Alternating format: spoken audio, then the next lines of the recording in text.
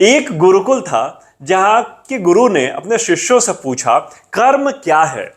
शिष्यों ने अलग अलग तरीके के आंसर दिए, मगर गुरु को खुशी नहीं हुई आंसर सुन के। उन्होंने कहा, चलो एक कहानी सुनाता हूं, इसको सुनने के बाद तुम्हें समझ आ जाएगा कर्म होता क्या है। गुरु ने कहा, एक राजा था। वो अपने साम्राज्य की देख रेख करने के लिए भेष बदल के समय समय पर निकला करता था। उसके साथ उसका मंत्री भी बाहर जाया करता था। राजा पूरा साम्राज्य घूम घाम कर लास्ट में एक बाजार में पहुंचे और एक दुकान के सामने आकर रुक गए। अपने मंत्री को कहा, पता नहीं क्यों मुझे अंदर से ऐसा इंट्यूशन हो रहा है, ऐसी इच्छा हो रही है कि इस दुकानदार को मृत्यु दंड की सजा दे दूं और कल सुबह ही इसको फांसी पर टांग दूं।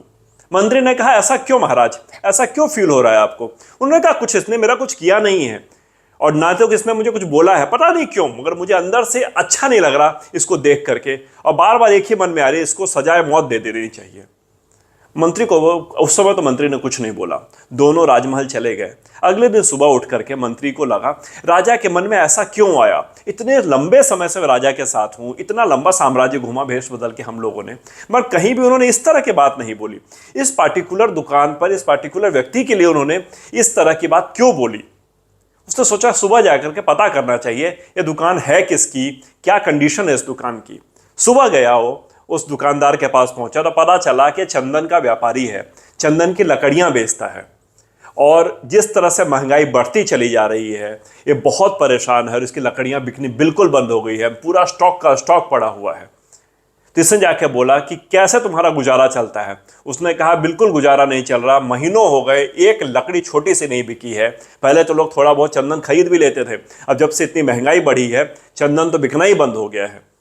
तो मैं बार बार यही मन में मनाता रहता हूं कि राजा मरे और राजमहल में सबसे बड़ा व्यापारी इस एरिया का मैं ही हूं, चंदन का। तो राजा जब मरेगा तो उसको चंदन की लकड़ी से ही जलाया जाएगा, तो मेरी लकड़ियां कुछ बिकेंगी और मेरा गुजारा चलेगा।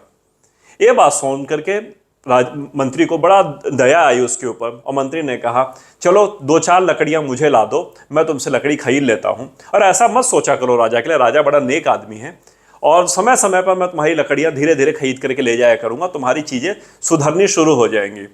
उसने उनको लकड़ियां बेच दी और मंत्री ने जाकर के राजमहल में राजा को चारों लकड़ियां जो वहां से खरीद के लाया था, राजा को जाके गिफ्ट किया और कहा कि आप जिस दुकान के सामने कल खड़े होकर बोल रहे थे कि ये कितना गंदा आदमी है, मुझे इसको देख करके मन कर रहा है कि इसको मौत की सज़ा दे देनी चाहिए, और आपके मन में जो उसके लिए निगेटिव आ रहा था, उसने देखिए कितना अच्छा आदमी है, आपके लिए 3-4 लकड़ियां भेजी, वो भी चंदन की लकड़ी, इतनी कीमती लकड़ी और कहीं नहीं मिलती जो सिर्फ उसकी दुकान पर मिलती है। राजा को देख के बड़ा अच्छा लगा। उसको लगा कि यार कितनी अच्छी लकड़ी है, कैसे मैं उस आदमी के लिए गलत सोच रहा था, क्यों मेरे मन में गलत आ रहा था। उसने अपने खजाने में से 4 असरफियां निकाली और मंत्री को देकर के कहा कि जाओ उस दुकानदार को दे आओ जिससे तुमने लकड़ियां लाई है, जिसने मुझे गिफ्ट में लकड़ी दी है। मंत्री गया, अगले दिन सुबह जाकर दुकानदार को 4 असरफियां दी और राजा को बताया कि राजा ने को पता चला कि तुम्हारी माली हालत अच्छी नहीं है, तुम्हारा काम अच्छा नहीं चल रहा, तो उन्होंने तुम्हें उपहार स्वरूप 4 असरफियां भेजी है कि कुछ तुम्हारे व्यापार में सुधार आएगा और तुम्हारी चीज़ें सुधरेंगी। उस व्यक्ति के मन में इतनी करुणा की भावना आई उस राजा के लिए। उसने कहा, मैं राजा के लिए ऐसा सोच भी कैसे सकता था कि राजा की मौत हो जाए तो मेरी लकड़ी बिकेगी। इतना भला राजा, मेरी स्थिति अच्छी नहीं है, उसको पता चल गया और उसने मेरे लिए असरफियाँ भिजवाई। उसने फिर से 4 लकड़ियाँ उठाई और मंत्री को देते हुए कहा, अगर हो सके तो ये लकड़ियाँ आप राजा को दे दीजिएगा, इसके बदले मुझे कोई पैसा नहीं चाहिए। कहानी यहीं खत्म हो जाती है। गुरु पूछते हैं, क्या समझ आया इस कहानी से। तो शिष्य बोलते हैं कि विचारों के भेद की वजह से चीज़ों में अंतर आया। उन्होंने, बिल्कुल मैं यही वर्ड सुनना चाहता था। हमारे विचार ही हमारे कर्म हैं, जो हम सोचते हैं वही हमारा कर्म है, जो हम सोचते हैं उसी हिसाब से चीज़ें चलती हैं, चीज़ें बनती हैं।